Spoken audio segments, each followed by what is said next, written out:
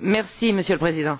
Entre le texte de la proposition présentée en 2013 par la Commission et le texte sur lequel nous travaillons aujourd'hui, je constate avec satisfaction qu'il y a eu une évolution positive.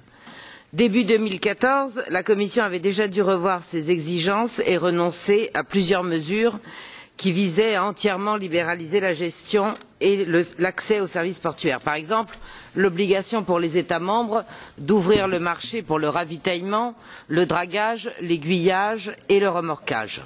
En octobre 2014, les ministres des Transports de l'Union sont allés encore plus loin en excluant également l'obligation de libéralisation des services de manutention et des services des passagers. Ainsi, sur beaucoup de points, je ne peux que me réjouir du fait que les États aient pu recouvrir une partie importante de leurs prérogatives leur permettant de réguler le marché portuaire s'ils l'estiment nécessaire. Je me réjouis également de l'allègement administratif voulu par le Conseil des ministres de l'Union européenne, notamment pour soulager les petits ports.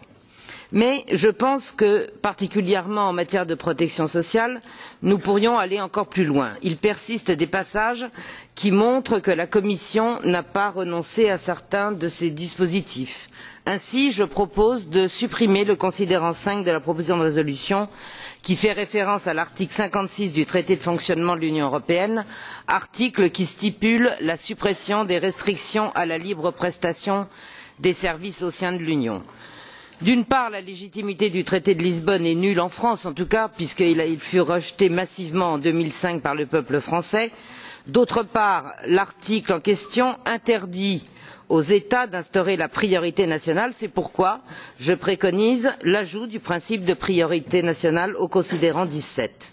Et toujours dans un souci de défendre les intérêts nationaux, il faudrait modifier le paragraphe 4 de l'article 18 qui contraint les autorités portuaires à fournir à la Commission des informations confidentielles relatives au secret des affaires, parce qu'il ne faudrait pas que les concessions faites par la Commission soient un recul tactique de la part des instances européennes pour ensuite mieux imposer des règles supranationales contraires aux intérêts locaux et nationaux. Je vous remercie.